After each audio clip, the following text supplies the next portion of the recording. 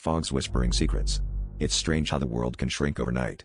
One evening, I was closing up the bakery and saw the fog curling over Main Street, thick, gray, swallowing the streetlights until even their glow seemed scared. People joked about it at first, then stopped when Mrs. Halverson vanished walking her dog. No one ever saw her again. Not even her footprints, just endless, shifting mist. I kept working, kept living, but the town felt smaller every day, streets folding into themselves, the edges of my world pressed tight by what we couldn't see. They say the fog isn't dangerous if you stay inside. But I live alone, and sometimes, when the wind rattles the glass, I hear the fog breathing. Last week, I heard my neighbor's voice through the haze, calling for help, except she'd been gone for days. At night the bakery windows fogged over from the outside, and I could see faint handprints, smudging the glass. I stopped looking after the third night, convincing myself it was just dew.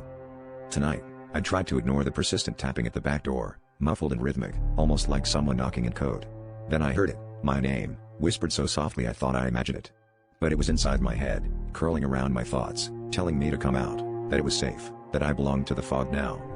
My hands moved on their own, unlocking the door, the cold mist curling over my feet like a greeting. I stepped outside, and the world vanished. There was no street, no bakery, just endless gray. Shadows flickered in the mist, faces I almost recognized, mouths moving in silent screams.